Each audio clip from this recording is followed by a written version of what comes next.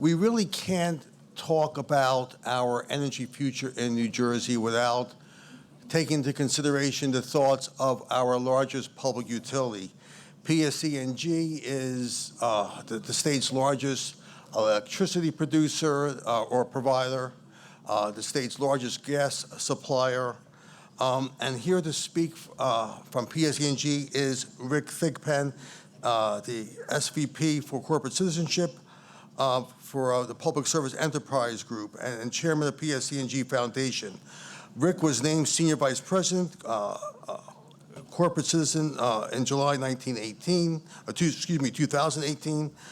Rick is also the chairman of PSEG Foundation. He is responsible for areas of the business that drive public policy through advocacy, including federal, state, and local government affairs, sustainability, charitable activities, and corporate social responsibility. Mr. Thigpen is a member of PSEG's Executive Officer Group. Rick, welcome here today. Good morning, everybody. Okay, come on. Good morning, everybody. Good morning. All right, it's not working yet. Oh, there we go. It's over here. Oh, first you're supposed to start with me. All right, so I'm going to start where, of course, everything starts in New Jersey, with public service. That was a joke, you guys. So good morning. So as Ray's talked about, I'm sorry, before I start, let's talk about the BIA. We have an outstanding agenda today to talk about energy policy. It's really a big challenge for all of us. And just suppose, with all these speakers, as Ray talked about all these different perspectives, because we have such a big problem, suppose everybody has a piece of the truth. And suppose that instead of fighting over these challenges, which are really enormous both for our state, for our country, and our globe, we start trying to work together to try to solve these problems and pool our resources. I appreciate the remarks of my predecessor, Steve. So hopefully today I can talk about how we need to really work together from a variety of perspectives, a variety of challenges here. And of course, I do want to start with public services as we talk about, you know, I have this picture up here. Mark Carra's in the back there. Mark, I think you've seen this picture before, maybe? People like that? Yes, there you are over there. Once or twice. I consider this an iconic picture of public service. The man in the front, of course, is Thomas Edison, who's the founder of the Central Station Power and who also created the first electric distribution system. The man in the middle is our founder, Thomas McCarter, the son of the man who founded the law firm you all have heard of, and the state Senate Republican leader in his time. Next to him is A. Harry Moore. Somebody from Jersey City might know him, a Democratic governor associated with a guy named Frank Hague. And I have this up here for two reasons. One is from the very beginning. This was at the time the opening of the 1926 Kearney Generating Station, the largest electric generating station in New Jersey at the time, the beginning of the electric grid. The next year, PJM was opened, with the J being Jersey. So public service at the very beginning has been part of providing electricity and providing a reliable grid from the very beginning. And also, it's about bipartisanship. We have to work together. We have to work across the aisle. We all have our personal political differences or personal political beliefs, but it's our obligation for the sake of the people of New Jersey to find solutions where we talk to each other, where we work together, and hopefully public service today is doing as good a job at that as it did yesterday. And there is no doubt at all, I just want to say in our sales mix, the light gray is the gas system, the darker is the electric system. And we are a big part, as Ray said, of the energy policy future of New Jersey, as we've been in the past. And we believe that public service has an enormous responsibility to help New Jersey navigate this transition and move into the future. And hopefully, we can do it together. And that's not a little thing, as any of us might pay attention to the politics going on around us. But there is no doubt that achieving the clean energy targets are going to require a sustained focus from us all, substantial commitments to decarbonization strategies, and doing our homework, understanding the challenges in front of us, and trying to communicate. And I'm going to talk about it later. The public has a very meaningful role in this challenge.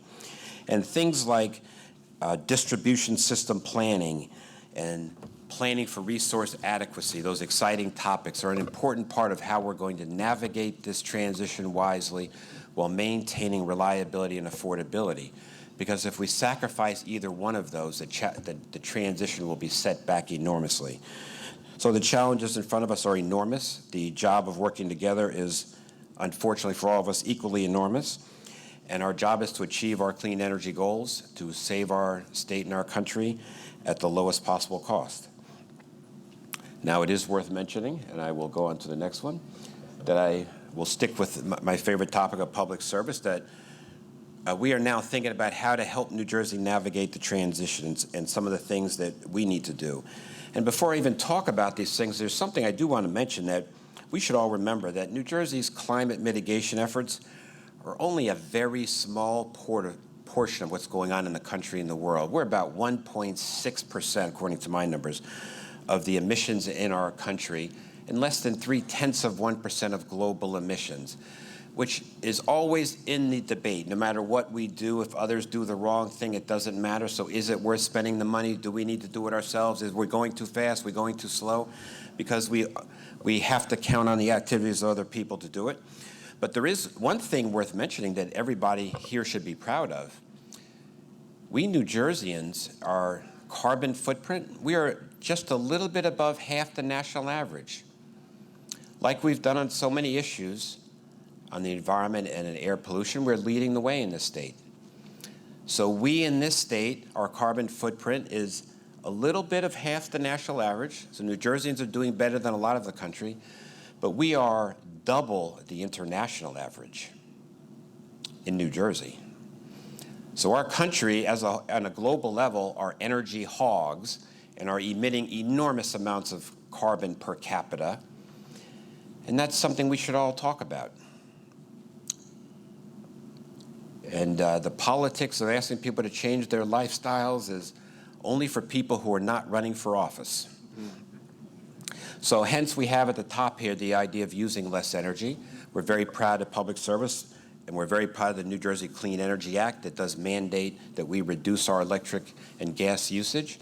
But using less energy, being as efficient as possible with our energy, is an integral and key part of any challenge to reduce our carbon footprint and for us to move forward wisely.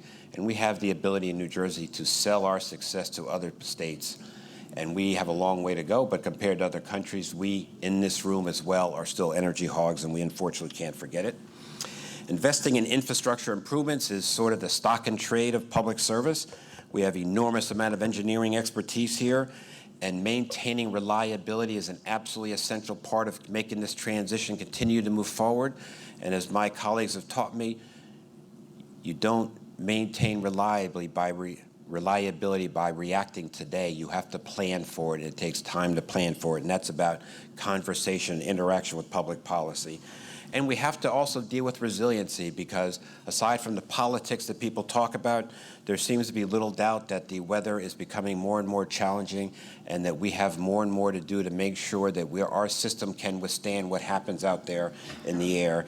And so aligning our clean energy goals and grid planning is absolutely essential, and we feel very confident at public service we have the kind of expertise that the people in New Jersey can count on in order to make this transition work, not just in words, but actually work so that the people at home continue to have the energy they need in a reliable, resilient, and affordable fashion. We certainly want to be a part of advocating for cleaner generation, and there's a lot going on in New Jersey in that area, and there's some controversy around it.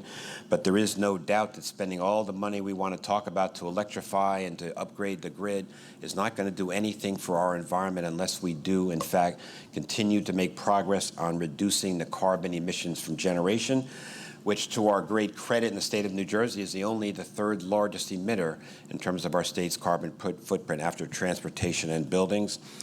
And I would be remiss not to acknowledge the enormous role that nuclear plays in making sure that that's true in the state. And we're so proud of our nuclear power plants. We want to thank everybody here, and we want to thank the state of New Jersey for the very rough and tumble debate we went through over nuclear, but the result of it was everybody understands the value of nuclear to reducing carbon in our atmosphere, and the benefits of those economic assets are to New Jersey, that we now are doing our best to save them. And we are now, there's a lot of people to be thankful for. Certainly two of them are being honored tonight, my former CEO, Ralph Izzo, and former State Senate President Steve Sweeney.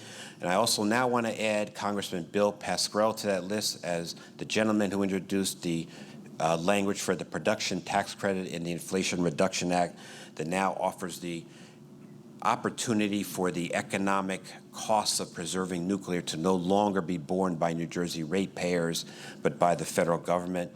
And I want to stop and see if anybody wants to give Bill Pasquarello a round of applause on taking a burden off your back here. So I know there's a little sarcasm in that, but I really mean it. It's a very important journey, and it's very important that we preserve nuclear power in our state, and that if we do lose that nuclear power, our journey to reduce our carbon footprint will be set back enormously, and the cost of replacing that with carbon-free generation is something that none of us really want to pay for. So reducing greenhouse gases in the building sector, the number 2 contributor of carbon emissions in the state of New Jersey, is something that we are looking at very carefully now and beginning to study and understand, and how we can begin to make that transition again in a reliable, resilient, and affordable fashion. The role of gas, as Steve talked about, is something that we absolutely have to continue to discuss, and we believe there's going to be continued practical value, notwithstanding our need to reduce emissions, by having the role for gas and low-carbon fuels, things like hybrid heating. Steve talked about that a little bit, as well as a clean heat standard our state is talking about today, is an important part of reducing emissions in the building sector. And it is worth noting, back to personal choices, those of you, I'll look at Rob Gibbs. I'll just call Rob Gibbs out because I know him, with the big houses out there. Those are, they need more energy to be heated and cooled. And I'm making a joke about it, but there's no doubt that our lifestyles are a part of this challenge. And you cannot run for office talking to people about changing their lifestyles and expect to be successful, at least in my own opinion. But it's something that we have to talk about. How can we, with New Jerseyans in large houses, and if you travel the world, you can compare how well we're doing compared to other people in terms of square footage of living space, something we have to think about. But in the commercial sector, we really want to congratulate the business community. They've gone a long way already to reducing their own carbon footprint, to reducing their energy usage, to reducing their use of natural gas. And in fact, the business community, from our understandings of total energy usage, about half of it is now electric already. And so our business community is doing a great job at reducing its carbon already, notwithstanding the politics and the rhetoric, and that's something that we should all congratulate, and we at Public Service should be a part of helping them continue that trend so that we can maintain our competitiveness and ultimately our prosperity.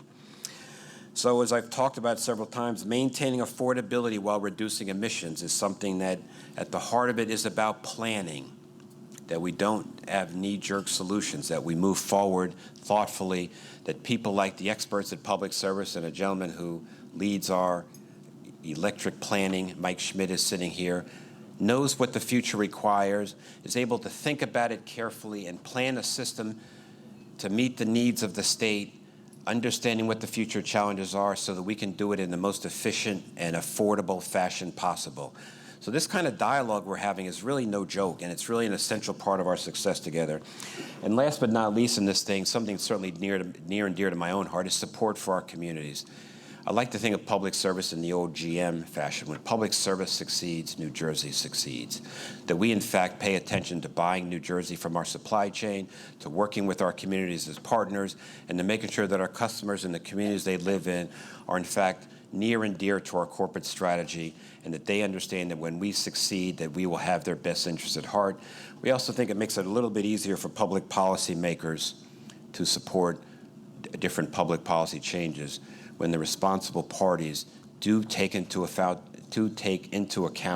the impacts on the communities in which are going to be affected by these policies.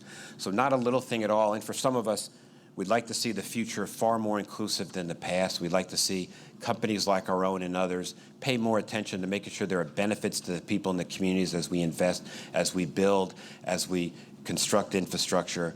And it's one of those things that will make this transition move forward faster and wiser with greater political support if we take it to heart and understand that in our state that I love to call the land of the immigrant, with its amazing amount of diversity, that we learn to listen and talk to each other and be partners together.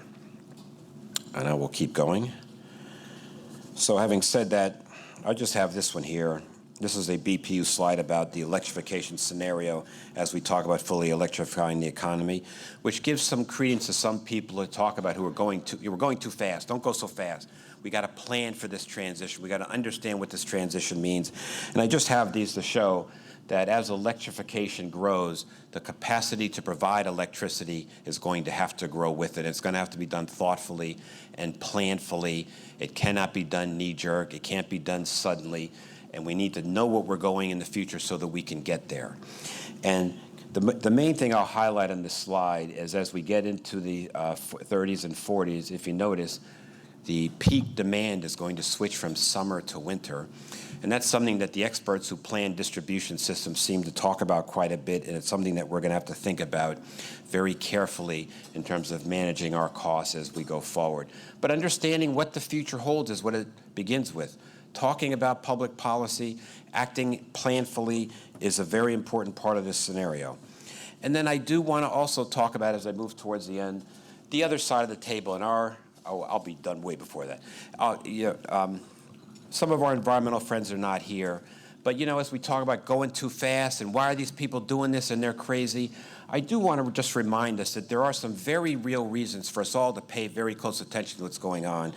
The scientists have made very clear that there is absolutely no doubt that it is humans' activity that is causing this rise of CO2 in the atmosphere, that the rise in CO2 in the atmosphere is making heat more and more severe on our planet.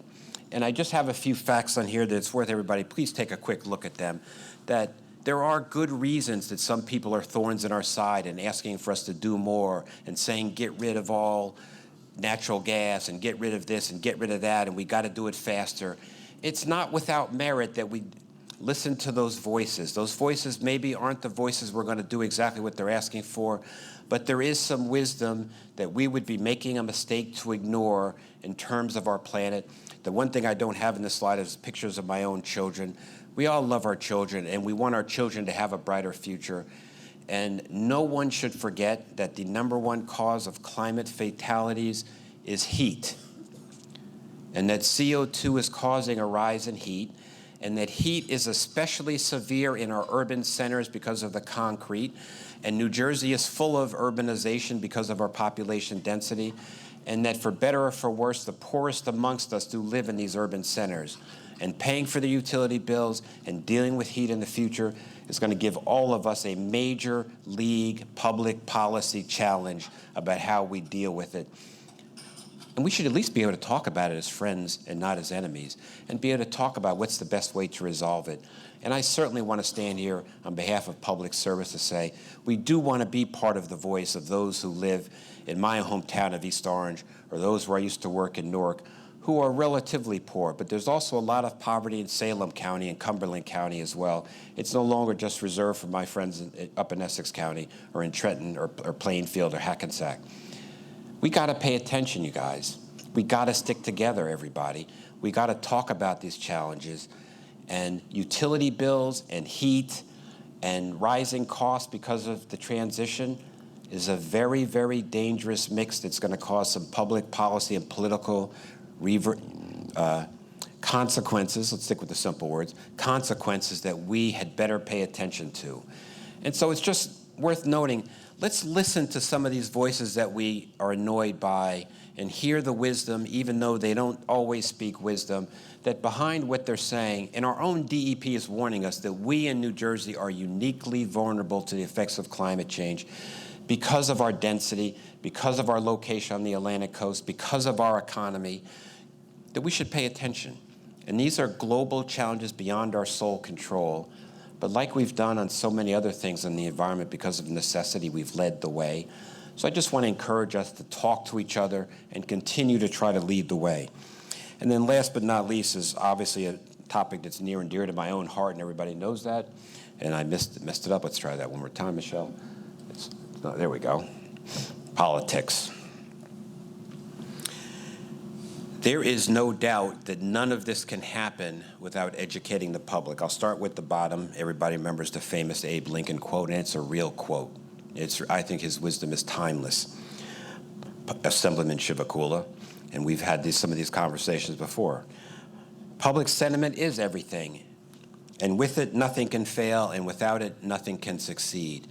So if we don't educate ourselves and the public about what's going on and what these challenges are, it doesn't matter how smart we are, we're going to mess this up.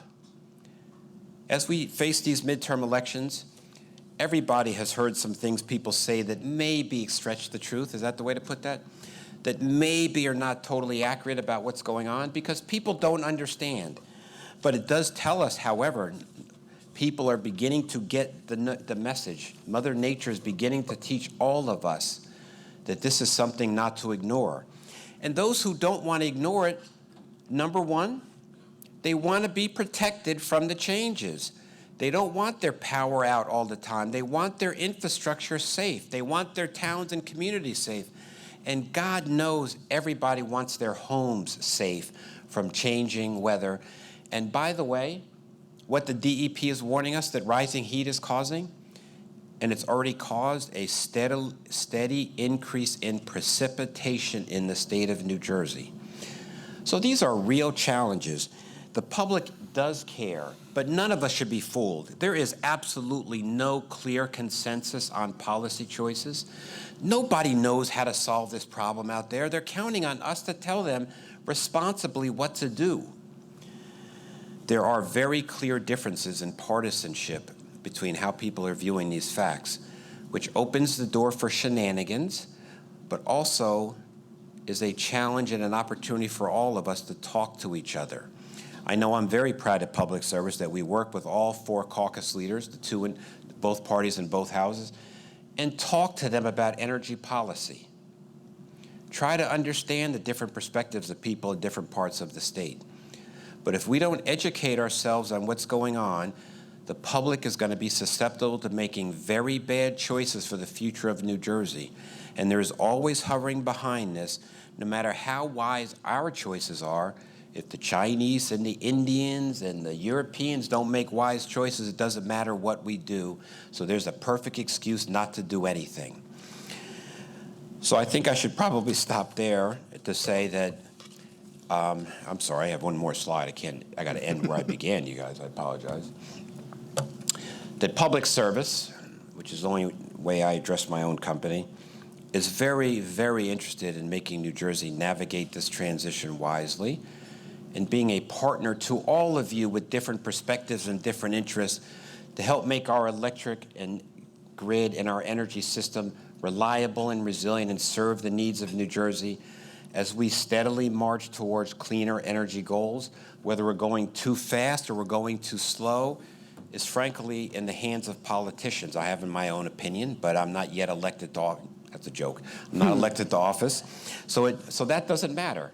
Our job is to help implement public policy, to study the ground, and to understand what needs to be done so when policymakers who care and stakeholders who care want to talk to us, they will get responsible, educated opinions about how we can navigate this transition together to make our state more prosperous for the future, to make my 4-year-old twins have a bright future in the great state of New Jersey and not need to leave because we've ruined our state, and to help be a part of making our planet what it needs to be.